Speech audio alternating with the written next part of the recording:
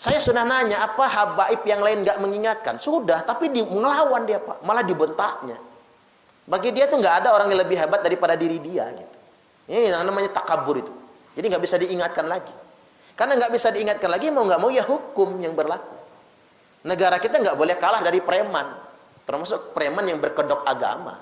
Nggak boleh kalah negara dengan preman. Itu bukan ulama kok. Dia aja ngaku-ngaku ulama. Ulama mana ada yang kayak gitu?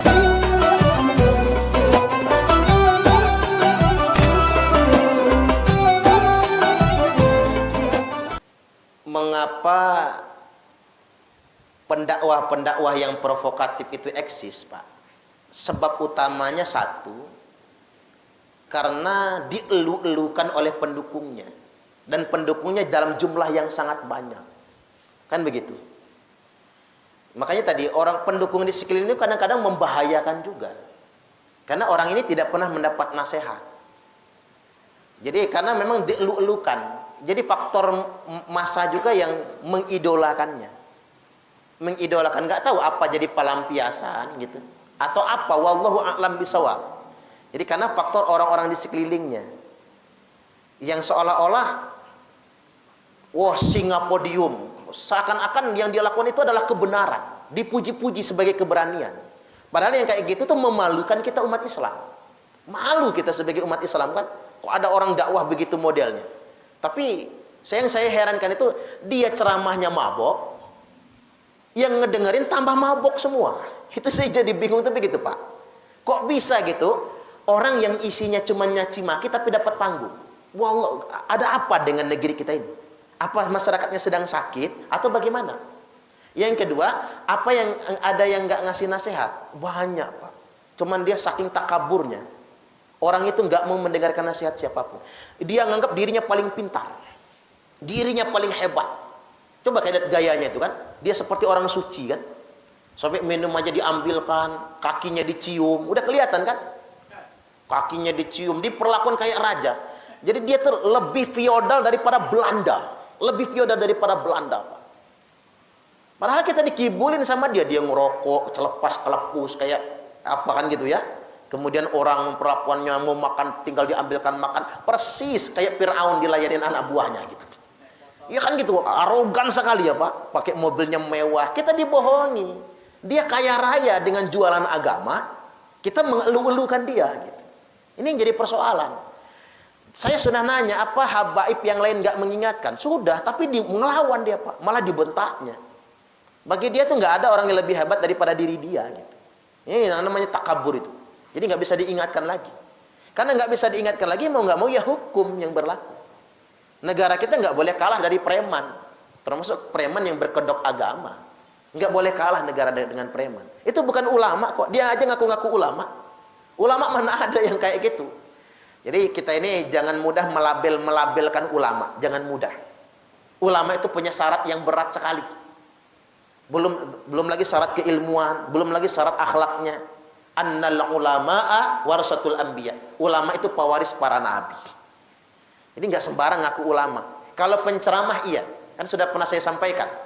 Di akhir zaman ini Nabi bersabda, qalilun fuqaha'uhu wa katsirun khutoba'uh. Di akhir zaman ini ulama cuman sedikit sekali. Yang banyak itu tukang ceramah saja. Cuman tukang ceramah. Ulama sangat sedikit. Dan kalau memang benar-benar ulama itu hati-hati bicaranya, Pak.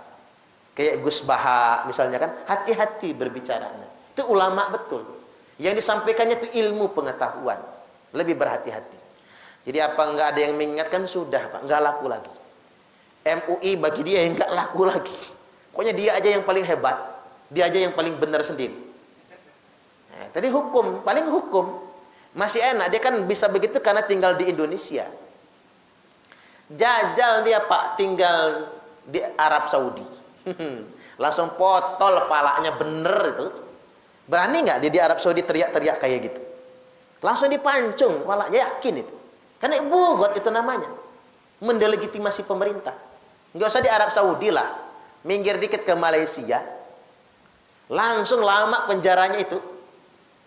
Nggak boleh kan di Malaysia itu mendelegitimasi raja. Termasuk juga Perdana Menterinya. Ini masih mending dia tinggal di Indonesia. Indonesia itu negara Islam dengan demokrasi nomor 1 sedunia internasional. Memang sedemikian rupa. Karena beralasan demokrasi dia begitu. Boleh orang mengkritik. Saya ingat Pak Zainuddin MZ itu Pak. Sering dia mengkritik pemerintah. Tapi dengan bahasa yang santun gitu. Kritik dan masuk kan kritiknya. Bagus-bagus aja boleh mengkritik pemerintah itu.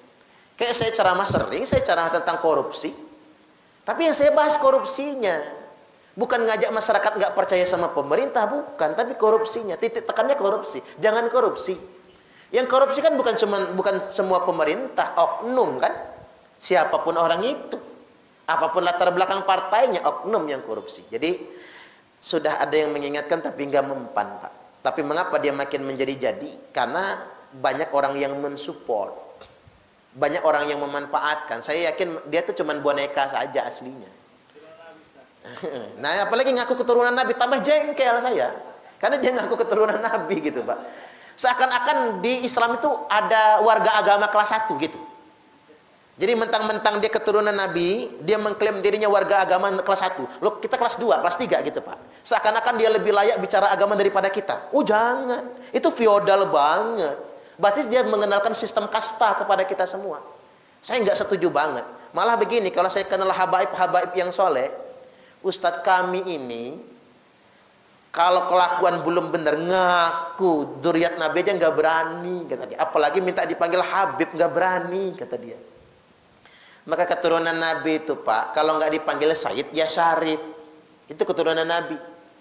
Tidak dipanggil Habib. Baru dipanggil Habib kalau ilmunya tinggi, akhlaknya bagus, bisa jadi contoh bagi umat, dan muridnya banyak. Baru dipanggil Habib. Kayak Habib Lutfi misalnya. Jelas kan? Habib Lutfi itu Pak, orang non-muslim aja nangis. Kemarin saya pertemuan di Tangerang. Di rumah salah satu orang terkaya di Tangerang. Orang Chinese. Chinese masuk Islam. Orang terkaya di Tangerang. Itu yang datang itu berbagai macam agama ke sana. Itu mereka yang non-muslim itu nangis sepuak meluk Habib Lutfi itu.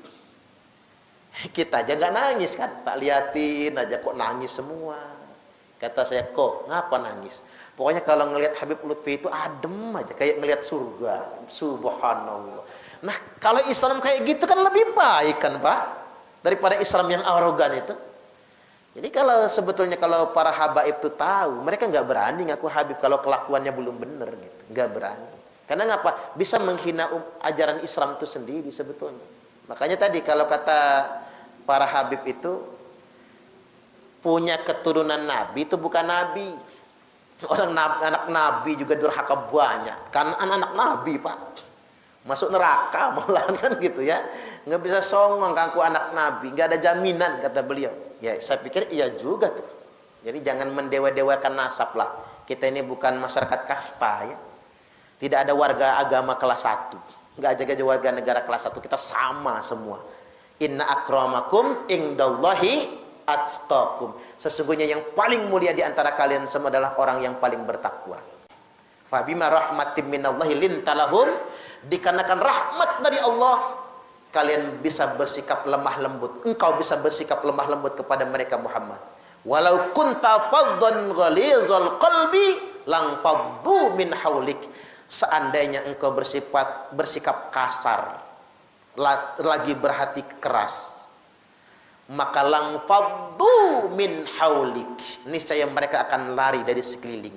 Ayat ini mengabarkan betapa sikap kasar kita bisa menghalangi orang lain untuk mendapatkan hidayah. Menampilkan Islam yang kasar menurut saya termasuk telah memfitnah ajaran Islam. Karena orang lain tidak akan sampai kepada kebenaran Islam melihat sifat-sifat yang kasar dari umat Islam itu sendiri. Orang ya Bu, kalau takut dengan Allah, dia tidak akan takabur dengan sesama manusia. Iya Pak ya? Ngapa orang itu merasa gumedek? Gumedek itu bahasa apa sih Bu? Bahasa Jaseng ya Bu ya, Jawa ya. Gumedek. Ngapa orang merasa gumedek? Karena dia nggak takut dengan Allah. Kaya dikit, sok kaya, gumedek. Pinter dikit, gumedek. Jadi ustadz dikit gumede. Kita ini sekarang timpa, ngakunya kiai, ngakunya ulama, ngakunya ustadz tapi gumede. Sombong takabur. Semua orang harus nurut apa kata dia. Dan kerjaannya marah-marah, nyaci maki, mengklaim orang lain. Itu namanya gumede. Sebab gumede apa? Enggak takut Allah. Dia sudah menuhankan dirinya sendiri. Enggak boleh itu. Nuhanin diri sendiri. Enggak boleh. Kita ngomong taat pada Allah, tapi kita arogan melebihi Tuhan. Ini enggak boleh. Allah saja maha pemaaf. Lalu kita jadi gemede, keras hati. Enggak boleh. Makanya kata Nabi, takwa itu bukan di pakaian. Innallaha la yanzuru ila suwarikum. Sesungguhnya Allah itu tidak melihat penampilan kalian, tapi at-taqwa hahuna. Takwa itu di sini. At-taqwa hahuna. Takwa itu di sini. Takwa itu di dalam dada. Takwa itu di dalam hati. Hanya Allah yang maha tahu. Makanya fala tuzakku anfusakum huwa a'lamu bimanittaqa. Janganlah kalian merasa suci dengan diri kalian sendiri, dikarenakan hanya Allah yang paling tahu siapa orang-orang yang benar-benar bertakwa. Makanya orang itu kalau benar-benar muraqabah, apa muraqabah? Sadar apa yang dikerjakannya diawasi oleh Allah. Insya Allah dia tidak akan takabur, nggak akan sombong. Jadi orang Islam juga nggak gumede, nggak merasa paling baik sendiri. Ustadz ngomong begitu maksudnya apa? Misal ada yang nanya, begini Bu, dulu Abdurrahman bin Muljam ditetapkan masuk neraka bukan karena dia nggak sholat, rajin dia tahajud dari kita, bukan dia nggak membaca Quran, dia malah hafal Quran 30 juz. Bukan dia nggak sujud, jidatnya nganti kapalan saking rajinnya sujud. Bukan dia nggak puasa, hebat dia puasa daripada kita. Kita mah masih bolong-bolong Bu, puasa Senin Kemis. Dia mah puasanya Senin Kemis nggak pernah bolong. Ibadahnya lebih rajin daripada kita. Tapi mengapa dia dikatakan ahli neraka? Karena dia tidak takut pada Allah. Dia menuhankan dirinya sendiri. Karena sudah merasa soleh, sudah merasa baik, sudah merasa menjadi panitia surga. Seakan-akan sedang ngapling surga. Lalu mudah mengkafir-kafirkan orang lain, mudah menyalah-nyalahkan orang lain. Padahal soleh ya Bu, tapi karena keyakinannya yang salah. Terus nggak enak lagi Bu, apa hukuman buat mereka? Nabi katakan kilabun nar, kilabun nar. Mereka itu anjing-anjing neraka. Bahasa halusnya apa? Kiri-kiri neraka. Lebih halus lagi apa Bu? Segawon neraka. Karena ngapa? Zahirnya dia ibadah, zahirnya dia pakai jubah, zahirnya dia pakai peci, zahirnya dia sholat, tapi hatinya tidak takwa kepada Allah, malah takabur, merasa paling baik sendiri. Makanya jangan kira ada hadis sahih ya Bu, sampai-sampai orang yang kayaknya soleh sangat malah jadi ahli neraka gara-gara takabur tadi itu. Inna ahadakum la ya'malu bi'amali ahlil jannah hatta ma yakunu bainahu wa bainaha illa dhira'. Sesungguhnya ada seseorang di antara kalian yang sepanjang hidupnya mengerjakan amalan ahli surga sampai tidak ada jarak antara dirinya dengan surga kecuali tinggal sehasta. Fayasbiku alaihil kitab fayamalu bi'amali ahlin nar fayadkhuluha. Tapi sayang, ketetapan Allah mendahuluinya. Dia kerjakan amalan ahli neraka, lalu dia mati masuk neraka. Siapa? Kelompok gumede tadi itu, kelompok takabur tadi itu. Dia merasa dialah paling Islam sendiri, dialah paling benar sendiri, dialah yang paling bertakwa sendiri. Semua orang di mata dia salah semua. Jangan. Kita ini saking rajinnya ngaji ya Bu, alhamdulillah kita semua dihindarkan dari hati-hati yang sedemikian rupa. Hati-hati yang gumede, hati-hati yang takabur ya. Jangan sampai hati kita sedemikian rupa, itu godaan setan yang terkutuk.